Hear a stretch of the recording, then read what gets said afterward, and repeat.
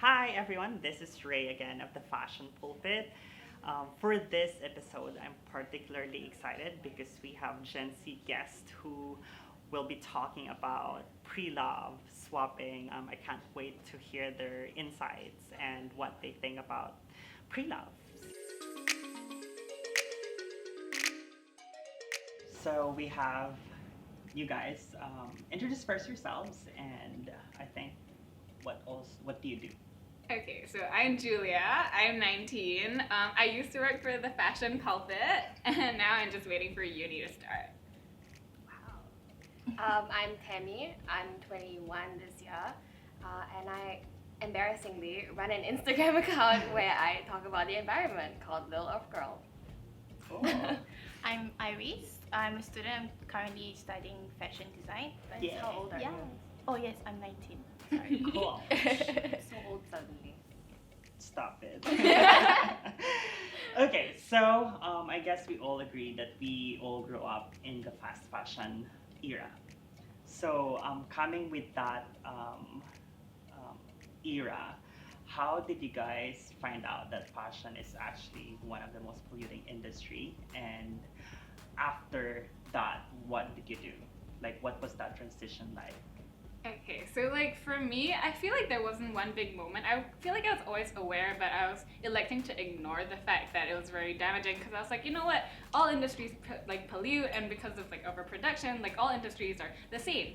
But then I had this PW project, which is like a A-level subject that's a year long. So basically, you're supposed to come up with a solution for a problem. So for my group, we did sustainable fashion because fashion has always been something that's really important to me. So when we did it, because I really had to research the impacts of fast fashion to find a good solution for it, I realized genuinely how bad it was. That it's one of the second biggest pollution of water, for example, and it's caused so many social issues in addition to environmental issues. And then it was a really tough realization to come to, because I was like, am I going to have to transition to a wardrobe where I wear the same organic cotton t-shirt for every day of my life? And yeah, so it was really hard to come to that realization and then work on it. But over time, it got a lot easier. I discovered different ways around it. For example, the Fashion Pulpit, obviously, thrifting, Carousel, She's buying not paid, stuff by the online. way. Not sponsored. Sorry. So yeah, it got a lot easier over time. But at first, it was really difficult to reconcile my love for fashion with the environmental effects. Right. For you, Tammy, how old were you when you discovered that, shit, I love fashion, but, oops, sorry, language, and I need to do something. I mean, I realized it 1 year ago. So it was when I was 20. I grew up being able to afford a lot of fast fashion, Right. and a lot of it.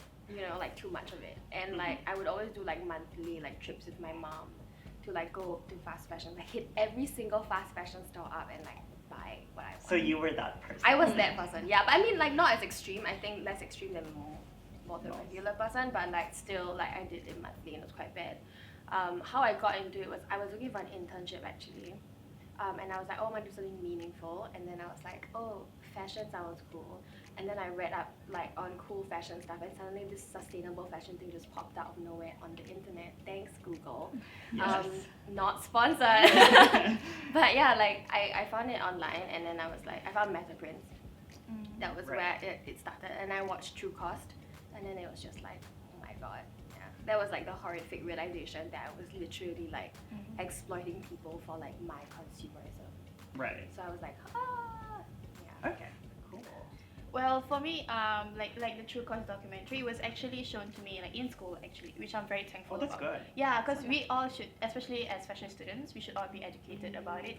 And then after watching that, after that, I was very devastated because I love fashion. I mean, I totally love fashion, and I would shop like you also very often. But then after watching that documentary, obviously I have to find another way. So whenever I go to fast fashion brands now, I find myself much easier to resist buying, and yeah, and Right. from then I totally changed my shopping habits ever since. Yeah. Yeah. Cool. Yes. So I think we all agrees that fashion is something that is part of our daily lives, and an industry that is so powerful that it speaks whoever we are without saying a single word by just dressing up. And with that kind of concept of like I want to dress up who I am, was it restricting you to be that because of those ideas that you know already what's happening in the fashion industry, and how did you somehow find that solution to express yourself still, but in a responsible way? I want to start. I think like for me, like I actually enjoyed fashion a lot more after I. Really? Yeah, I really Yeah. did. Yeah. So when I was with the whole like fast fashion thing, I was like searching for trends, and like I was wearing what my friends thought was cool, and I was always like, okay, like this is cool. I mean, I guess, and I just wore it, and I didn't really think about what I was wearing, like in the sense of like style or whatever. I just put it as like a shorts and like a shirt, you know, and then like any variation of that sort of thing. And I wasn't very experimental, so I was very much like my style was determined by how people were dressing around me. And then when I started thrifting and when I started swapping and things like that, right, like I actually was a lot more experimental and tried to look for my style. Like I went through like different sorts of like phases where I was like, oh, for a period of time I was like into like crop tops and I was into like long sleeve, and I was like, okay, what kind of like style am I looking for? And then it was through like this whole really like being forced to search for clothing that is not in a store and neatly organized for me, helped me sort of like really figure out what kind of fashion style I really enjoy. Wow. Yeah, so I really enjoy fashion a lot more, and like now I feel like when I go thrift shopping or like swapping, you know, I'm a lot more intentional about the way I shop and like picking up pieces that I really love, and like I feel like overall I've liked my wardrobe a lot more. Yeah, now. Interesting. Yeah. Yeah. So would it be safe to say like because when you're following trends, you tend to copy whatever is on Instagram or whoever you're following, but when you became more aware, it was more of like you exploring Yeah. who you want to be in terms of like dressing up. Yeah. Was it the same thing? Okay, so for me, actually, it's the complete opposite, but still a good thing. So what happened was like, because I discovered swapping, so this is a thing that's unique to TFP, right? So you can like get a piece of clothing and then like you can wear it once and you can return it and then get something else. Right. And like you don't have additional cost for that. So it's basically like I have like infinite money in terms of this, in terms of like TFP points. And it's just like, it really feels good to be able to change your wardrobe very, very often without having like a massive like environmental and like personal monetary cost. So a lot of the stuff like I wear once or twice and I bring it back in and I change it for something else, and it's just been really good for my wardrobe, really good for my Instagram. Just saying. Yeah. Okay, cool. And how about you, Iris? For me, like when I figure out swapping, and I mean I've been thrifting even before. Right. I even before I found out about the effects of like fast fashion and everything. So for me, it really worked out in my favor because I mean my kind of style is really like the vintage looking or old school kind of style. And with swapping, we have a range of age groups, you know. So we have like maybe the older generation passing down the stuff to us. So like for that, it's really helpful for me because I really love old stuff rather than the currents. So it was like much easier for me to like get stuff for myself because fast fashion obviously they are up with the times, which is really not my kind of aesthetic. So I think it really kind of worked out in my favor. So I am still stylish yet trying to be sustainable at the same time. So yeah. Yeah. Cool. So I guess what I'm saying the pattern here is you move to pre-love or secondhand as we call it for you to be sustainable, right?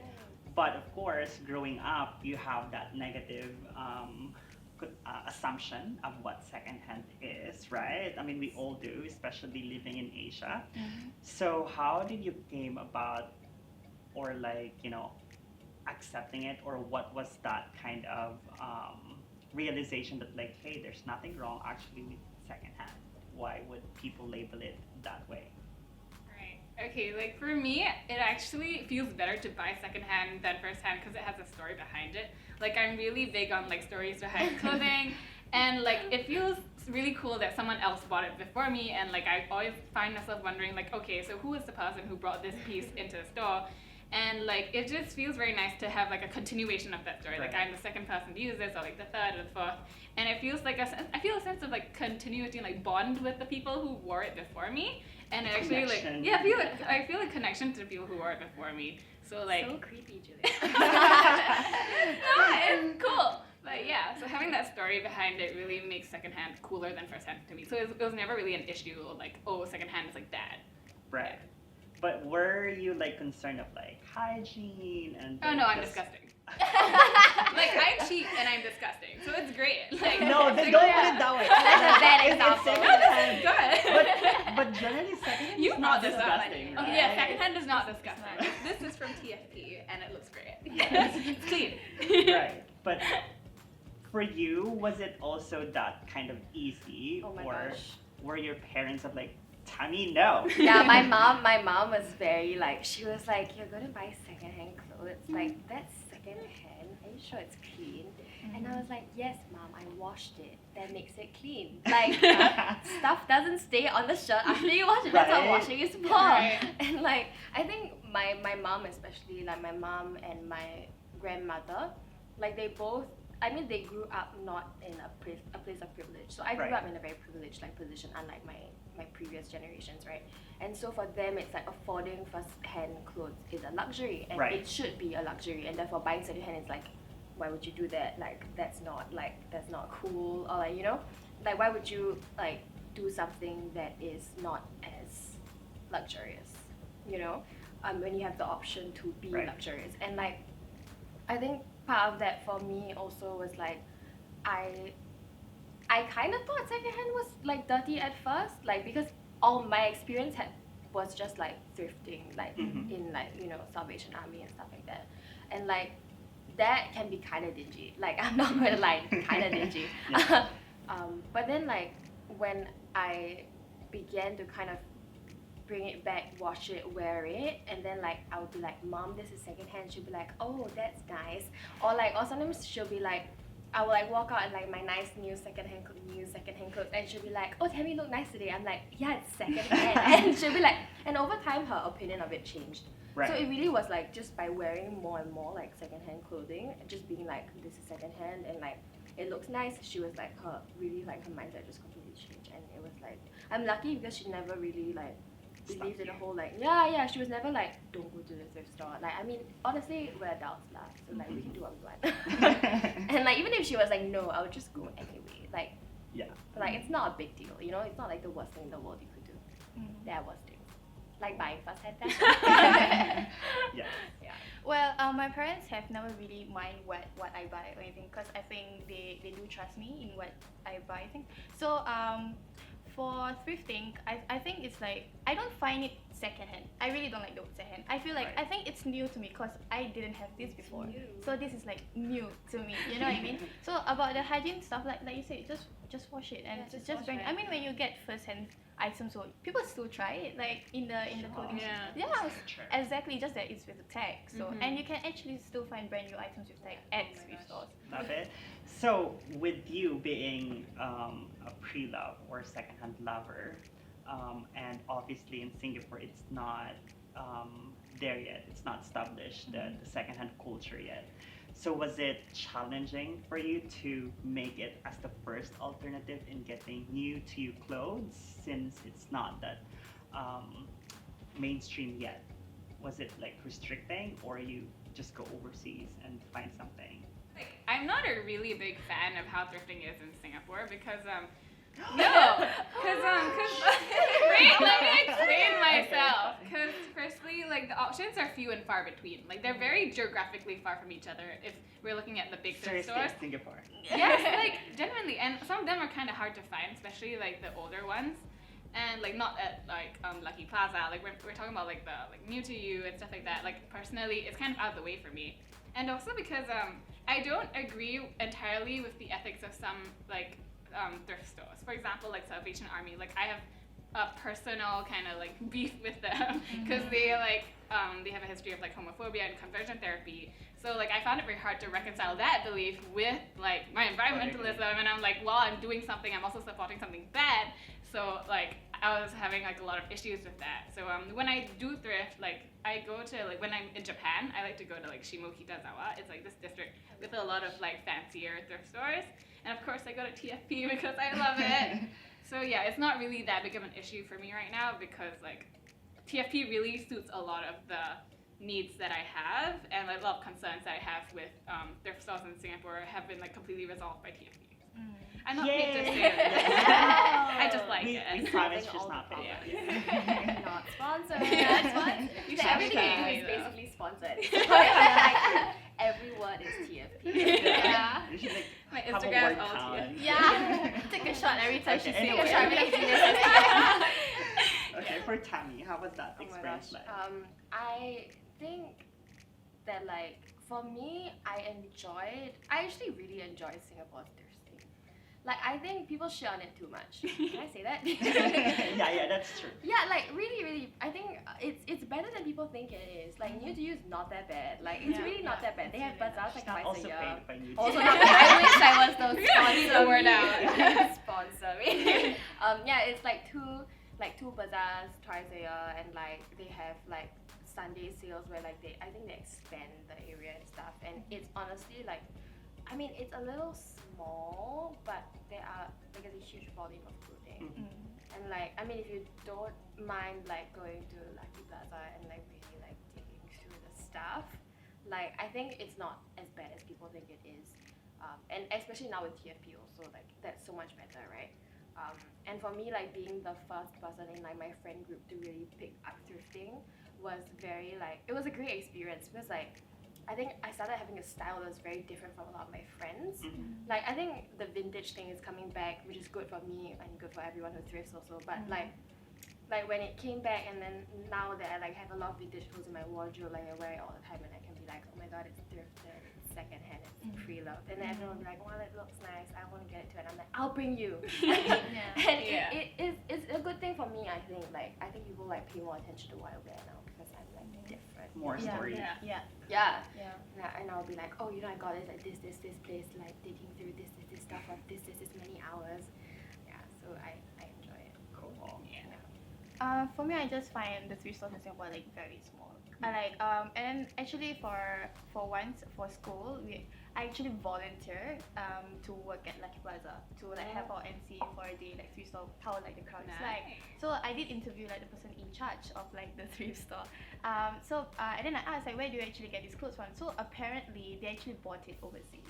So I think that's like kind of sad because I think we Singaporeans also have a lot of like clothes that we would like to dispose of, Right. you know. So like I think we should have like much more thrift stores or much more people who would like to take it and actually have more stores that would have these kind of services, you know, and so that we Singaporeans can actually buy clothing from us Singaporeans, you know, rather than like overseas. Yeah. Yeah. So Yeah. yeah, that was like very interesting to me. So I want to pick up some points from Julia, but I'll go first with Tammy. You've mentioned that you were the first one who did thrifting or pre-love among your friends. So what was it like when you are the first one in your group, and are they converts now? Like, do you have the same? Like converted them. Yeah. Unfortunately, I wish I could say I converted every single one of my friends, but the reality is that like they just don't want to put in the effort. Right. Like Singaporeans just generally they value convenience too much to go all the way to the store and really dig. And like I think that's not really something you can blame them for because you know we don't have time for anything, much Right. less like digging through piles of clothing and finding that one gem. So I think for them like it's just too much of a hassle even if they see that the clothes are nice. So I really like encourage like people to like get secondhand online as much as possible or like TFP, you know, there's a lot more curated and like easy for them to, you know, like you don't have to dig and like it's a pleasurable shopping experience. I think people don't want to like sacrifice that like that comfort when it comes to shopping. So that's but I mean just generally, I think my cool factor increased. Like, which if anybody out there wants to know wanna be that it's cool? worth the effort. Yeah. I want to be cool, thrift. No, That but could be a good seriously, challenge. Yeah, oh my god, It yeah. makes it Really? so much more unique now. Yeah, seriously, like I think people see me as more cool. I hope. But it really, I think like when you start like having a different style and you start exploring your own style with like secondhand fashion, I think like people find it cool. But you also started as swapping or a thrifting shop in your school, right? So That was was wild. it like So much I get it. so much yeah. And so did it increase the like nest of thrifting or pre-love among your community? Actually, I think yeah. As in, because the scale at which we did it was pretty big. Like we Right. went really hard with Yeah. like social media promotions and like Yeah. screaming at everyone to come to our thrift store. And people had the first experience of curated thrifting at our school thrift Wow. store. And it was very much like for them, it was like, oh my gosh, like secondhand doesn't look that bad. And we were like, see, we told you. And then a lot of people afterwards told me like, oh, they're not more interested in secondhand fashion. Like, where do I go? And like, how do I start like this whole journey? And I'm like, okay, great. And then now I actually see people who first bought at our thrift store now actually going to thrift, like on their own, which is great. I think it really helps when you. I mean, now we don't do it anymore because it's so exhausting, and you really realize how many clothes people have in their closet. Mhm. But like, I think it really helps just like initiating a swap amongst your own friends, like a small version of a swap to get them interested in like secondhand fashion, and then like using that as a as a entryway into getting them to thrift more or like swap, you know, just being like, if you can have enough energy to organize maybe a holiday swap or something, like when you're on Right. summer break or like winter break or something, just get your shit together and organize a swap. Yeah.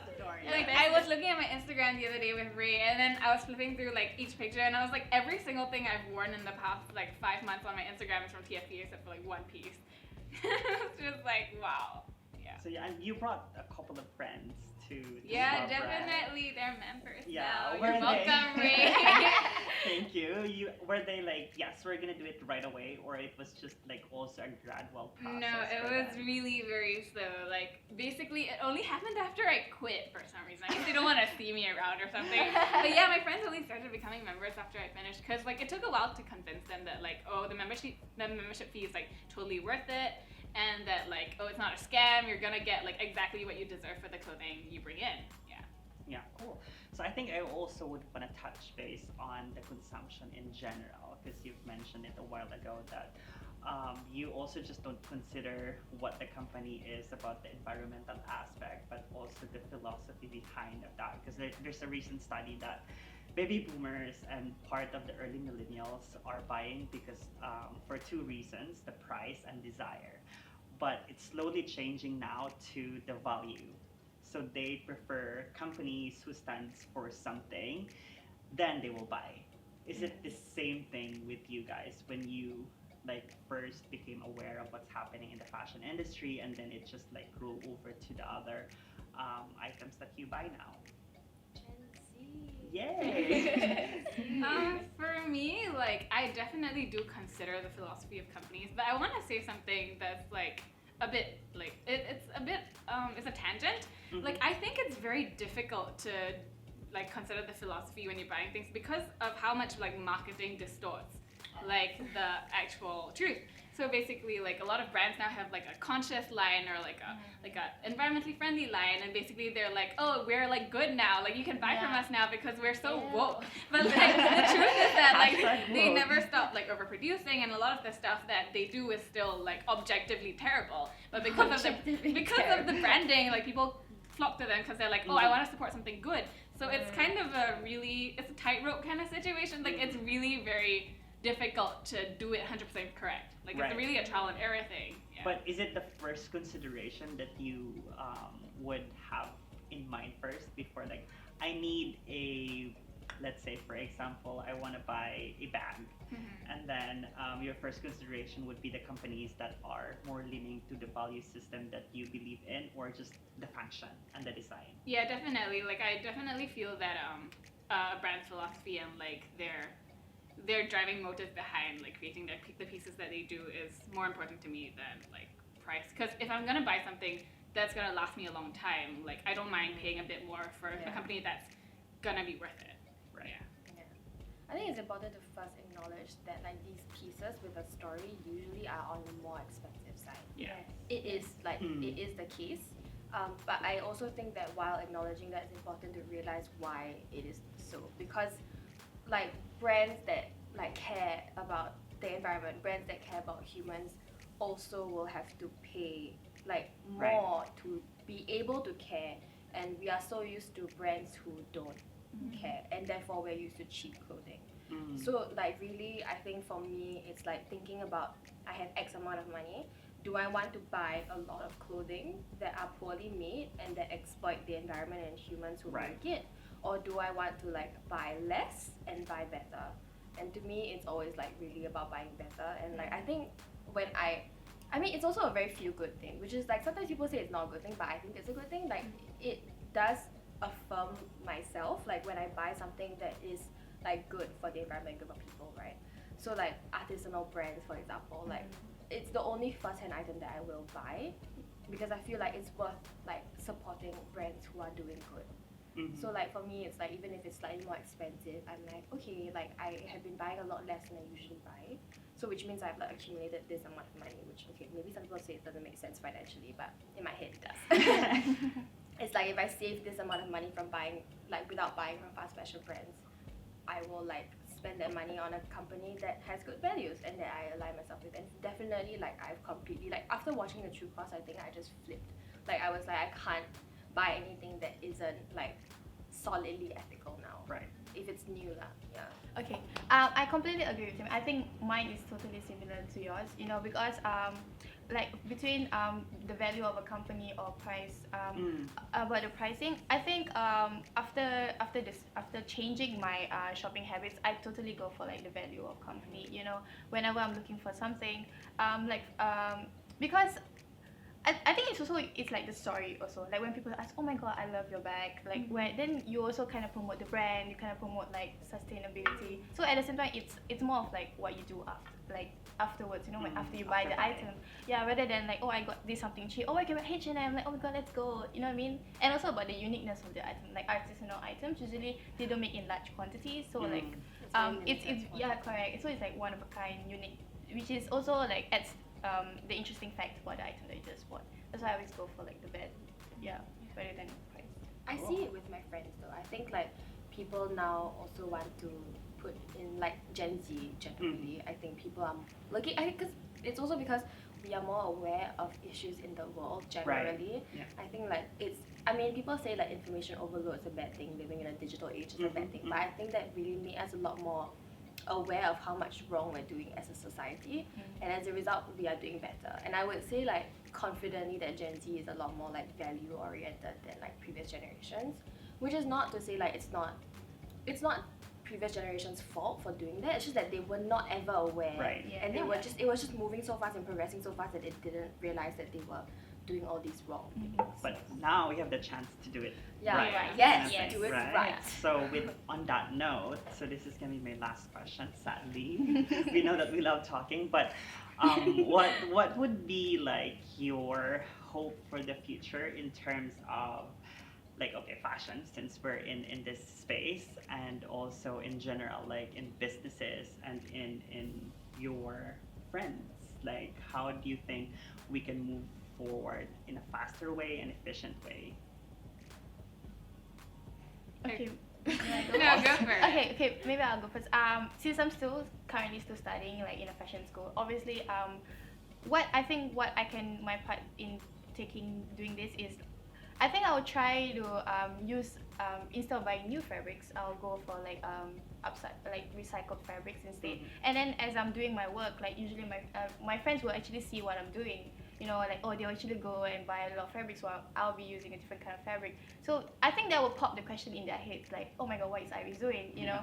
So What is Iris doing? Yeah, so it's like, oh my god, she's not using new fabric. Like, you know what I mean? I think that will pop the question, you know, like among my peers, like, oh my god, she's doing something different. Like, what is she trying to do? What is Iris trying to say? You know, I think that is what I can do, like among my peers. You know, and obviously, maybe if it gets more attention, I hope more of my friends are doing such things. Because after all, we do want to be part of this fashion industry. You know, it's just how, like moving forward, we can be much more sustainable or be more ethical about it. You know, rather than like just, you know, just because we love something doesn't mean we have to like do it the wrong way, you know what I mean? Yeah, we have to find ways to still be able to do what we love, but in a more ethical way. So I think that is what I'll be doing, like in my school among my peers, to actually like encourage them more to be more sustainable in what they do in projects. Yeah. Cool. Okay, so for me personally, like I feel the need to mention that like in order for large scale change to happen, like governments and corporations have to act. Like I feel because this conversation has been dominated by our personal consumer experiences. Right, yes. But I feel like so much weight is put Julia. on consumers to do the right thing. And like while we definitely should, and I'm not saying like, oh, stop using metal straws, stop buying like secondhand clothing, we need to pressure governments to act on like frivolous business practices, because the current system promotes short-term profit over long-term like long-term gain and long-term like protection of our resources. So what really has to happen is that governments have to step up in order to create the future that we want to create. Oh my Yay. god. I think I was gonna actually mention that, and I think it's good that Julia mentioned that, is that like a lot of our choices are determined by forces that are bigger than us, because we live in a very capitalistic system. And yeah, I mean the world. yeah. That's how it operates now. Like Exactly. we define the GDP based from like Growth. those. Yeah, exactly. Which Yeah. needs to change. But anyway, continue what you're saying. I think we really need to recognize that, like, as a society, okay, let me just put it out there. We are going into a very unstable climate, and like we are really exploiting a lot of our resources, a lot of people around the world, and like humanity as we know it is going to like collapse. Like society is going to collapse, humanity is going to go extinct. The question is, like, while all this is happening and while we know that the end is coming, right? Like, are we not going to do better? Are we not going to try to do better? Like, I think a lot of people argue that and say that, like, oh, the world's going to end anyway, so why bother? Let's just buy as much fast fashion as Right. possible and just, like, be happy. I'm like, can you really say that you're happy? Like, at the end of it, when the world is ending right before your eyes, are you really going to be like, I'm so glad I did all those things? Or do you want to be It's like, I was part of it. yeah, or do you want to be like, I Yeah. tried, I was Yeah. the change, my choices represented a change, that I wanted better, that I wanted humanity to do better. And I think that's what we really need to come together to do. It's like, really do better in the face of like all this scary stuff happening in front of us, you know? And I think it feels like a very small choice that you can make, and obviously you should be targeting corporations and governments, right? But on the day-to-day, you also need to really make meaningful choices that represent your values and what you want in the future, right? Because if not us, then like who? Yeah, exactly. That is so true. Cool. So before we end, tell us where we can follow you and what else do you do, right? Because like obviously you have also platforms that is challenging the conventional way of thinking, at the same time promoting something that you believe in strongly. Right. So I'm Julia. I'm Tapao Food on Instagram. Tapao Food. And I would also like to plug the NGO I work for. Like I write for them. So they're Wash in Southeast Asia. They focus on sanitation, hygiene, and capacity building in like multiple Southeast Asian countries. So if you're interested in that, check it out. All those big words. So jargons. Tone it down. I do environmental advocacy on Instagram, so Lil Ethical, if you want to follow. I guess I deal with a lot of these like bigger questions now, and try to like educate people on what they can do, especially in the Singaporean context. But on the side, I also work at Green is the New Black. Yeah, yes, which we also so love love. Green is the New Yeah. Black. And it's a lifestyle media platform, and we also have a festival coming up in November. So come to that and check out all like the conscious brands and brands who are doing good, because we should support them. Yes. Yeah. I don't have any plugs in, so I'm just gonna plug into Fashion Pulpit Okay. since It's not paid. since I am working there. So you can find me and Ray at the Fashion Pulpit, and you can follow us on Instagram at the Fashion Pulpit. Yes. Give Fashion Pulpit a chance. If you've not tried it yet. Awesome. Thank you so much for your time and for a very insightful conversation. And hopefully the listeners or the viewers out there, it can be brands or just anyone who is trying to be different or trying to change something, and hopefully this somehow answer or give you really good insight on how you can take the next step. So thank you and have a great day.